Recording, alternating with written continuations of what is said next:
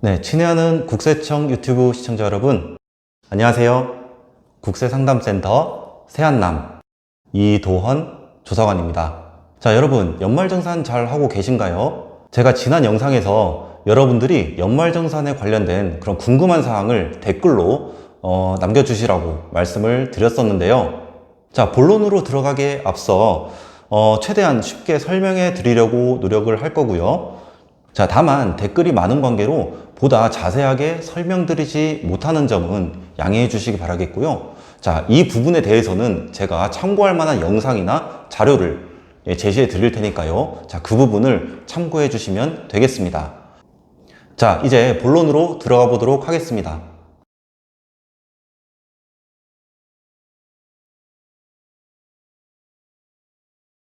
네, 육아휴직은 퇴사를 한 게 아니고 계속 근로자에 해당이 됩니다. 자, 따라서 2020년 전체 기간에 대해서 연말정산을 진행하시면 되겠습니다.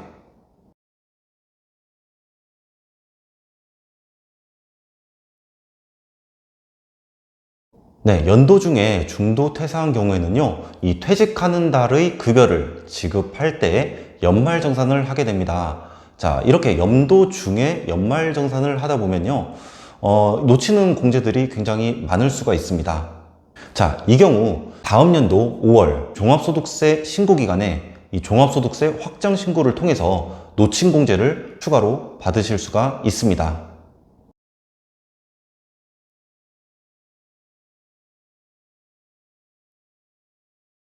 네, 해당 과세 기간에 사업소득과 근로소득이 있다면 이 사업소득 금액과 근로소득 금액을 합산해서 종합소득세 확정 신고를 하셔야 됩니다. 네, 그 전에 근로소득에 대해서는 연말정산을 실시하게 되죠. 이 주택청약 종합저축에 대한 소득공제는 이 근로자에 한해서 적용이 되는 공제 항목인데요. 이 외에도 이 근로자분들이 적용받을 수 있는 그러한 공제 항목들과 같이 이 연말정산할 때 포함해서 진행하시면 되겠습니다.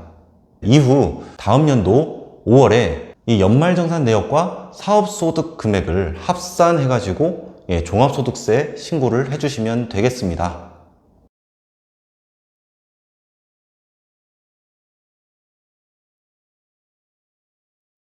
네, 맞벌이 부부의 그런 절세 전략에 대해서 질문을 주셨는데요. 자, 사실 이 부분은 상황들이 많기 때문에 제가 단정지어서 설명드리기는 어렵고요. 제가 생각할 때 이 부분은 국세청 홈택스에서 등록된 그런 서비스를 활용하시면 좋지 않을까 생각이 되는데요.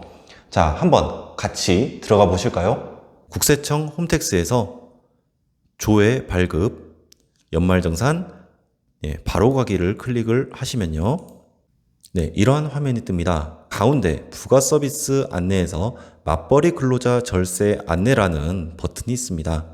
자, 이 버튼을 클릭을 하시면 네, 가운데에 이용 절차가 안내가 되어 있습니다. 이 이용 절차 내용대로 진행을 하시면요. 마지막에는 이 절세 팁을 확인하실 수 있으니까요. 자, 이 서비스를 활용해 보시기를 추천드립니다.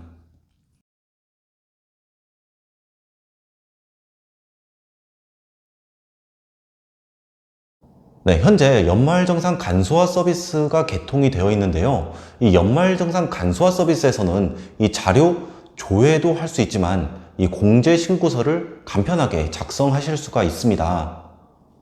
네, 국세청 홈택스에서 조회 발급, 네, 연말정산 간소화 보이시죠? 네, 여기에서 가운데 근로자, 소득, 세액공제 자료, 조회, 발급 버튼이 있습니다. 자, 여기를 클릭을 하시고요. 자, 클릭을 하시면 이런 화면이 뜨는데요. 네, 각각 돋보기를 클릭을 하시면 자, 이렇게 금액들이 뜨죠. 네, 그리고 이 화면 위쪽을 보시면 이 공제신고서 작성이라는 버튼이 있습니다. 네, 해당 화면에서 공제신고서를 간략하게 작성하실 수 있으니까요. 자, 이 내용을 확인을 해 주시기 바라겠습니다. 네, 이번에는 의료비 세액공제에 대한 질문을 모아서 설명을 드리도록 하겠습니다.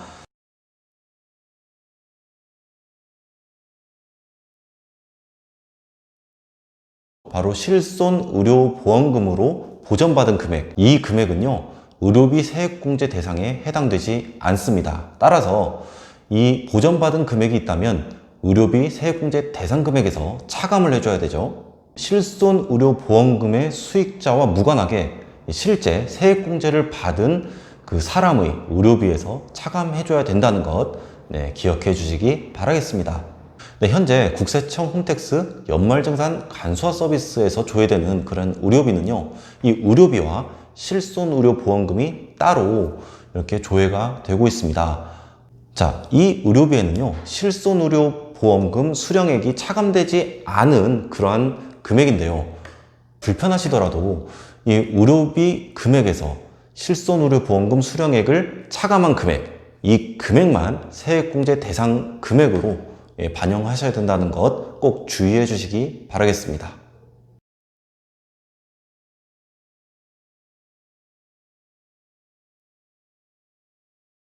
교육비 세액공제는요, 이 근로소득이 있는 거주자가 그 본인 또는 기본공제 대상자를 위해서 지출한 이 일정 범위의 교육비에 대해서 적용되는 공제 항목입니다. 다만 다른 사람의 기본공제 대상자에 해당되는 사람을 위해서 지출한 교육비는 세액공제 대상에 해당이 되지 않습니다. 아빠의 기본공제 대상자에 해당되는 사람을 위해서 엄마가 교육비를 지출했기 때문에 엄마는 세액공제를 받을 수가 없고요. 아빠는 교육비를 직접 지출하지 않았기 때문에 아빠 또한 교육비 세액공제를 받을 수가 없게 되는 것입니다. 계속해서 댓글을 살펴보도록 하겠습니다.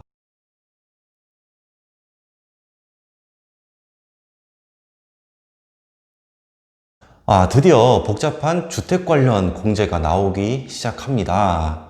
은행에서 차입받은 장기주택 저당 차입금에 대한 이자 상환액, 이 금액에 대해서 소득공제를 적용받으시려면요, 주택자금 상환 등 증명서와 주민등록표 등본을 제출하셔야 됩니다.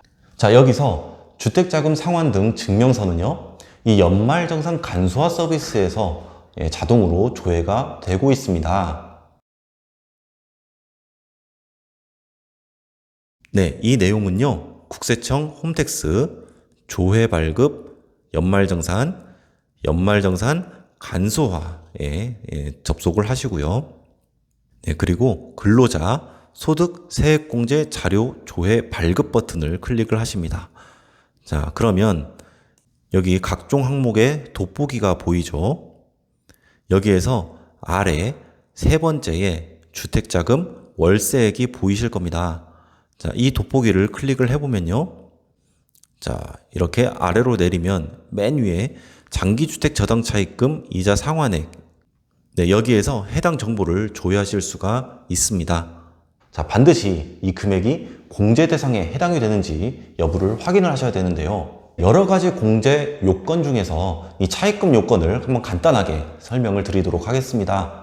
주택 소유권 이전 등기일 또는 보존 등기일로부터 3월 이내에 차입을 해야 됩니다. 해당 차입금의 채무자가 저당권이 설정된 그런 주택의 소유자에 해당이 되어야 되는데요. 주택 소유권 이전 등기일은 이 건물 등기부 등본을 떼시면 쉽게 확인을 하실 수가 있습니다. 이 날짜하고 차입금의 차입일자를 비교를 하시면 공제 요건에 해당이 되는지를 확인하실 수가 있겠죠. 자, 물론 이 차입금 요건을 충족한다고 해서 공제를 받을 수 있는 것은 아닙니다.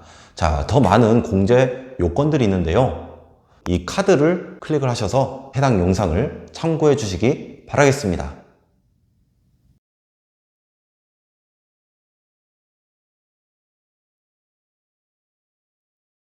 자, 혹시 전세자금 대출을 받고 전세 보증금을 지급을 했다면 이 주택 임차 차입금 원리금 상환액에 대한 소득 공제 요건을 검토를 할 수가 있겠죠.